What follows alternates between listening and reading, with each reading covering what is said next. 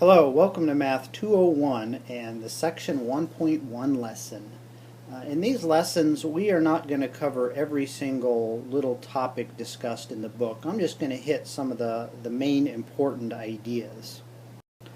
To start off with, let's talk about the course goals. There's two big goals in this course. Number one, to better understand why we do arithmetic the way we do it.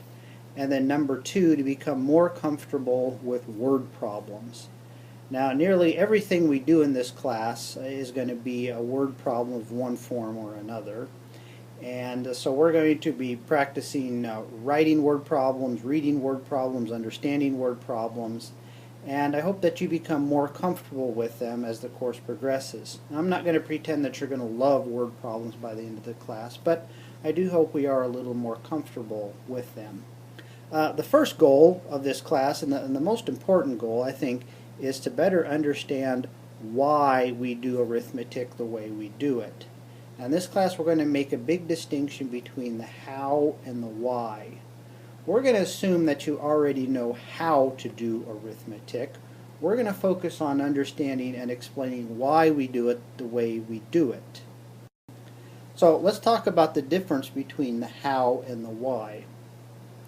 If I ask you to explain how to solve a problem, what I mean by that is give me the steps to follow to find the right answer. So as a simple example, let's say we add the numbers 18 and 13.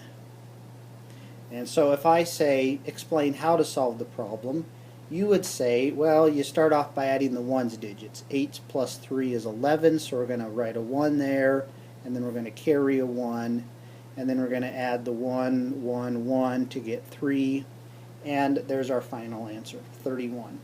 So there we just described the steps to follow to find the right answer. That's how to solve the problem. But if I ask explain why to solve a problem the way we do, what I mean by that is that I want you to describe the bigger mathematical ideas on which these steps are based. Now, as we go through the class, we're going to develop these bigger mathematical ideas. Some of those ideas, for instance, in this section, we're going to talk about the idea of bundling or grouping and the place value system. Those are some big mathematical ideas that form the foundation for a lot of arithmetic that we do. Some other big mathematical ideas are things like the distributive property, the associative property. And so if we ask you to describe why we solve a problem the way we do, we're asking you to describe those bigger mathematical ideas. What ideas do we put together to solve the problem? So to illustrate this idea, here's a simple little picture.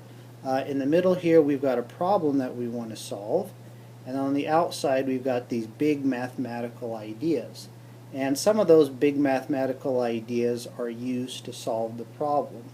So if I ask you to explain why we solve a problem the way we do, I'm asking you to describe these big mathematical ideas that we use to solve the problem. If I ask you to describe how to solve the problem, we're not interested in these big ideas, we're just interested in the steps necessary to solve the problem. So to describe why, we have to look outside of the problem and explain those bigger mathematical ideas. If we ask you to explain how to solve the problem, then we're just looking within the problem itself. Now, mathematics is not all about numbers. Mathematics is about bigger ideas than just numbers, but the study of mathematics always starts with numbers. And so that's where we're going to start here in this class, talk about numbers. First of all, just a couple of simple definitions. The counting numbers are the numbers 1, 2, 3, and then this dot, dot, dot means it keeps going on forever. The whole numbers are the counting numbers 1, 2, 3, dot, dot, dot, plus the number 0.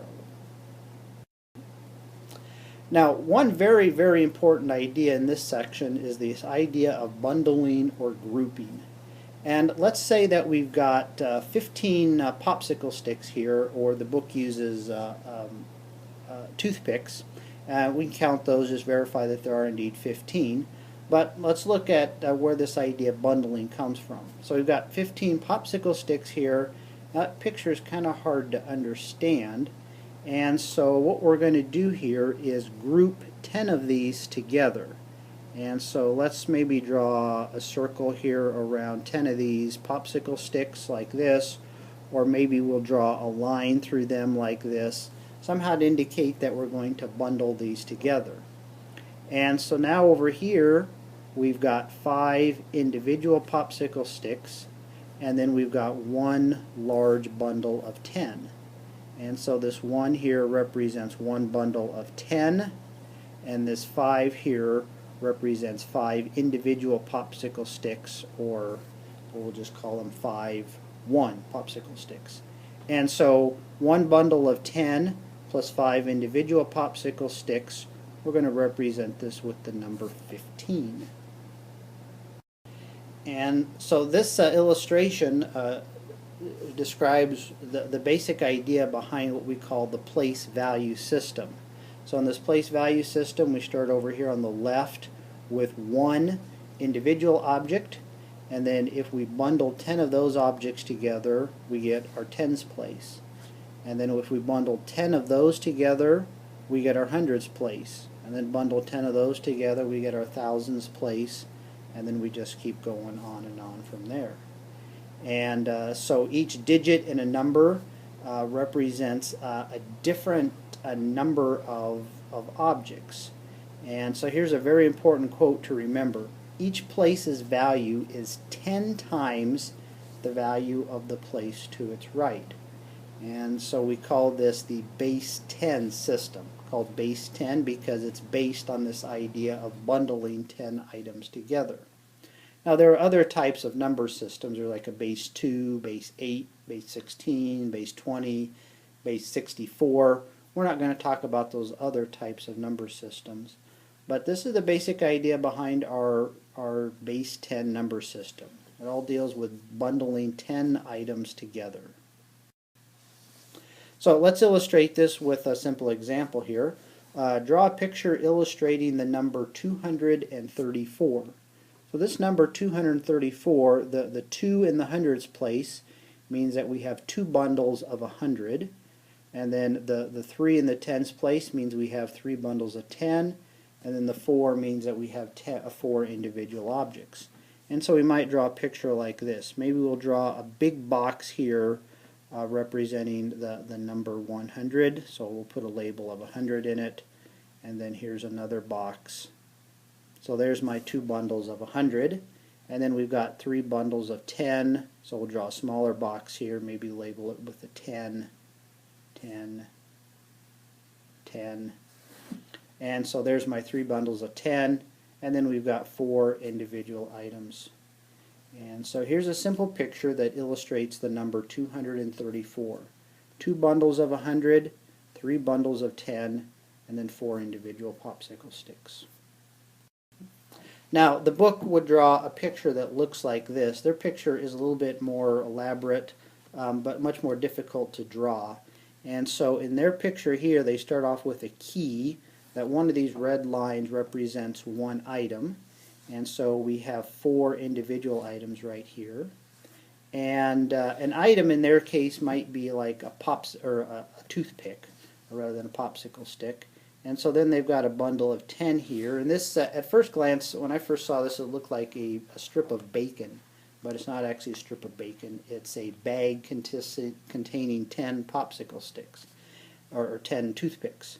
And so we have here 3 bundles of 10, and then if we bundle 10 of those bags together, we get this object right here. So that's 10 bags of toothpicks, each bag containing 10 toothpicks. So there's a bundle of 100, there's another bundle of 100, and so there's our 2 bundles of 100. So again, that number 234 means 2 bundles of 100, 3 bundles of 10, and then 4 individual items. So that's it for this section 1.1 lesson. Your assignment before class next time is to read section 1.1 from the textbook.